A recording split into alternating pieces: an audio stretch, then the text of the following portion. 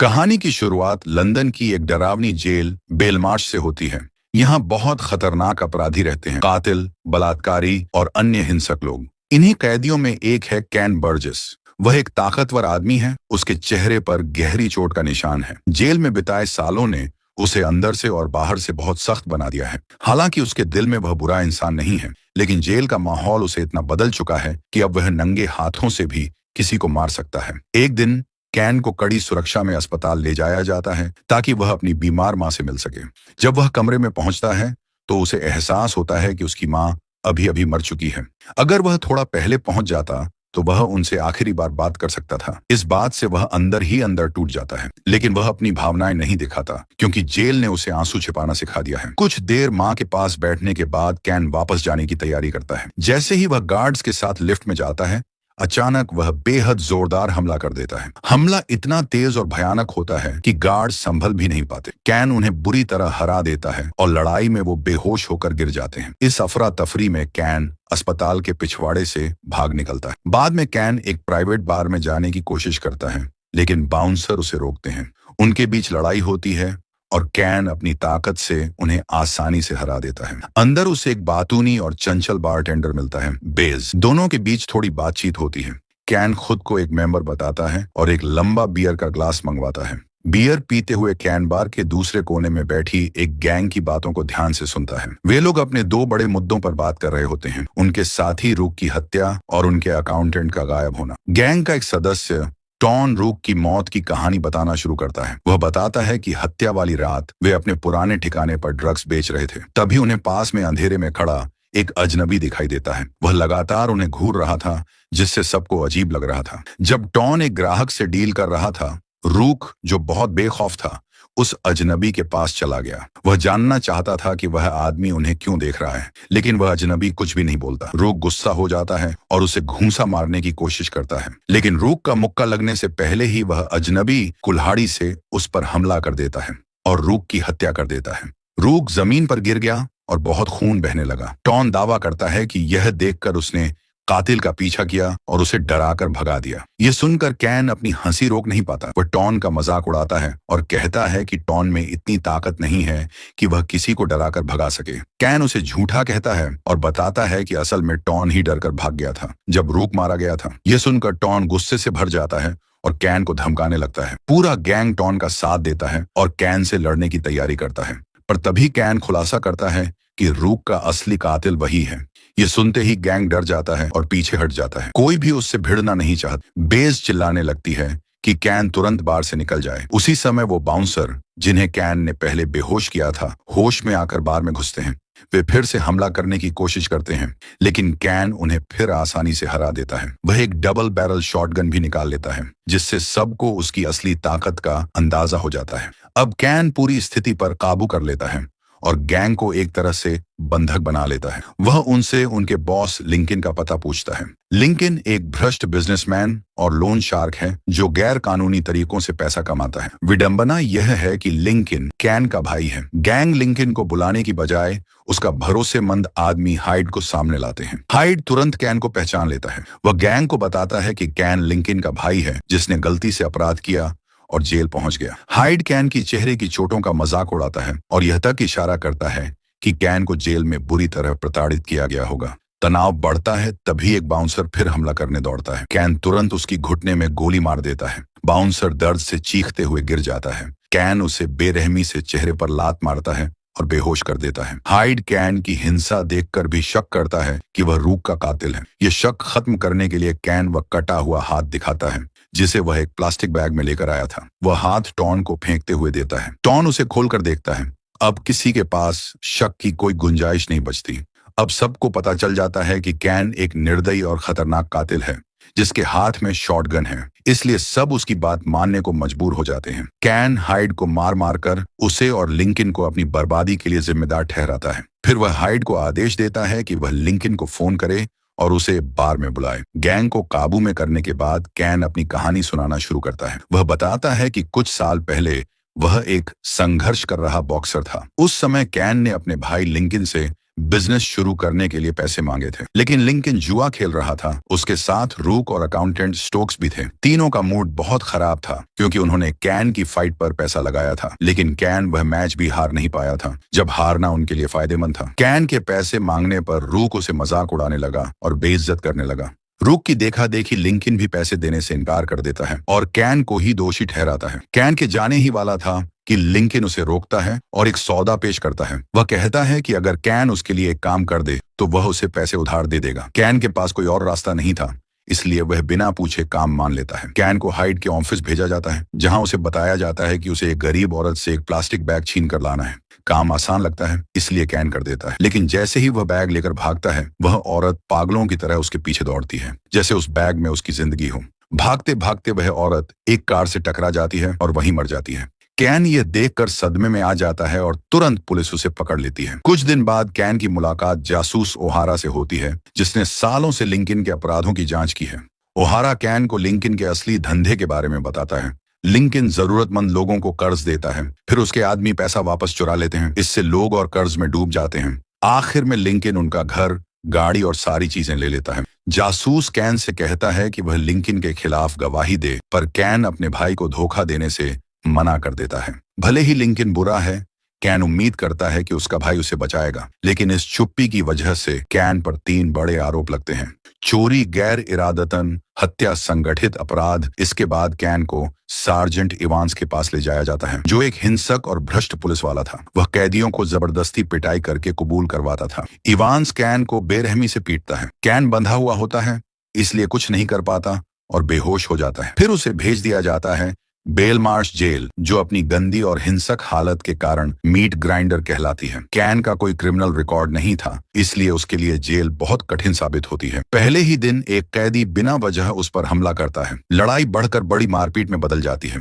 Can कई लोगों को गिरा देता है, लेकिन आखिर में उसे हराया जाता है और उसके सामने के दांत भी तोड़ दिए जाते हैं।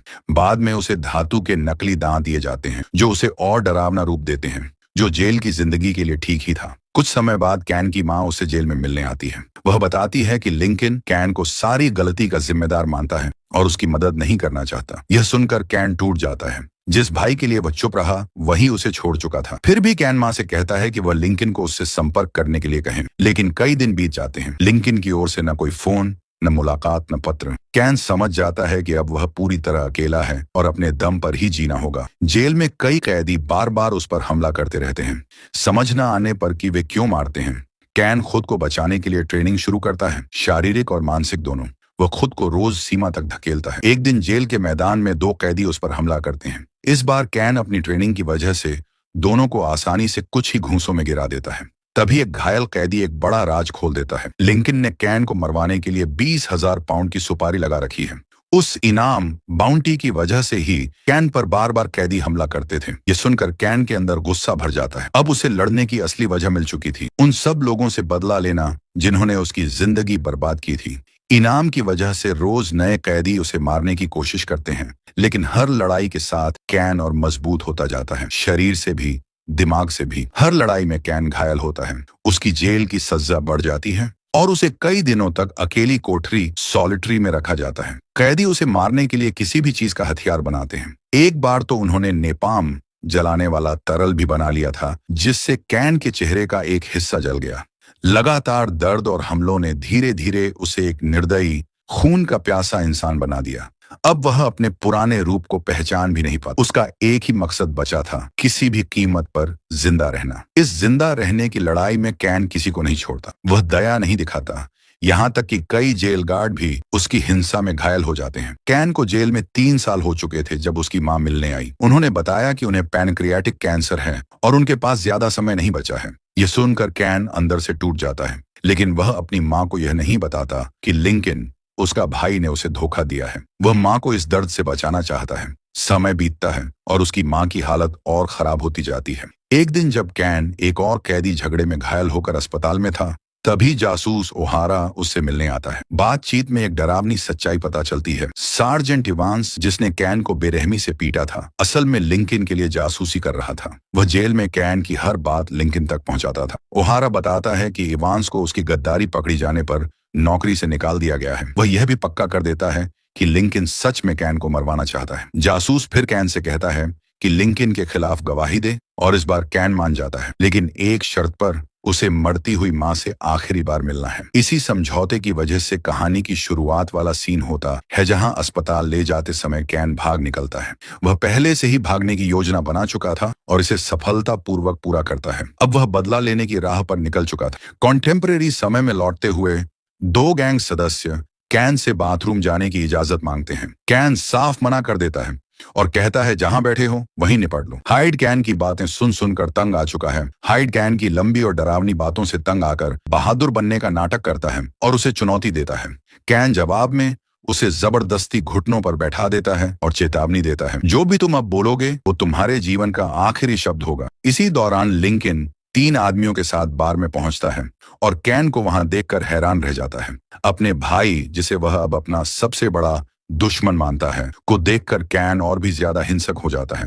कैन लिंकन और उसके आदमियों को आसानी से निशस्त्र करता है और उन्हें गैंग के बाकी लोगों के साथ बैठने पर मजबूर कर देता है। अब कैन बदला लेने के लिए तैयार है, लेकिन उससे पहले वह जानना चाहता है कि लिंकन उसे मारवाना क्यों चाहता था। लिंकन थोड़ा भाईपन दिखाने का नाटक करता है, लेकिन आखिरकार सच बता देता है।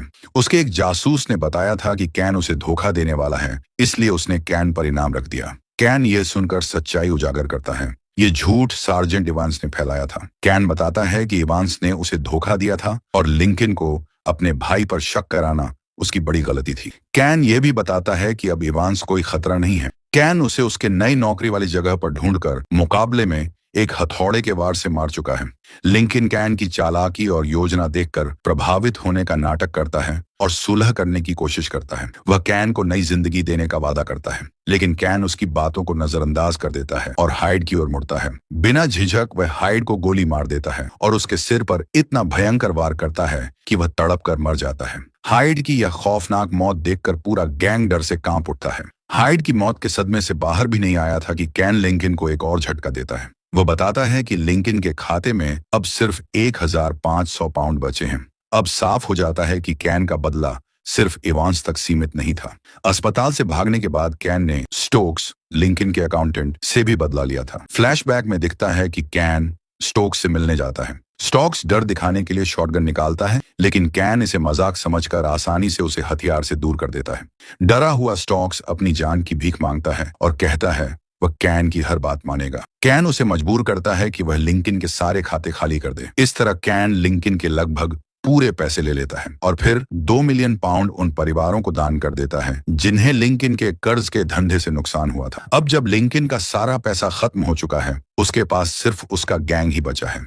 लिंकन को लगता है कि उसकी संख्या ज्यादा है, इसलिए आज रात कैन को मरना ही है। कैन के पास सिर्फ 2 गोलियां हैं, जबकि गैंग में 10 आदमी हैं। लेकिन कैन शांत होकर कहता है, मुझे सिर्फ 1 गोली ही काफी है। कैन जिस गोली की बात कर रहा था वह लिंकन के लिए थी। जैसे जैसे माहौल तनावपूर्ण होता है, लिंकन देखता है कि बेज पीछे से चुपके कैन पर हमला करने आ रही है। लिंकन इस मौके का फायदा उठाकर कैन को और उकसाने लगता है ताकि उसका ध्यान बंटा रहे। कैन लिंकन की बातों में उलझा हुआ होता है, तभी बेज उसके सिर पर बोतल फोड़ देती है और एक भयानक लड़ाई शुरू हो जाती है। कैन तुरंत संभलता है और एक गैंग मेंबर को गोली मार देता है, लेकिन बाकी लोग मिलकर उस पर टूट पड़ते हैं और उसे हथियार से दूर कर देते हैं। गैंग समझ जाता है कि वे हाथ से हाथ की लड़ाई में कैन को नहीं हरा सकते, इसलिए वे बोतलें और ग्लास उसके ऊपर फेंकने लगते हैं। बेज उन्हें एक थैला देती है जिसमें लोहे की रॉड, हथौड़े और चाकू भरे होते हैं और कहती है कि कैन को खत्म कर दो। लेकिन इतने हथियारों के बावजूद कैन की ताकत, उसकी सहन शक्ति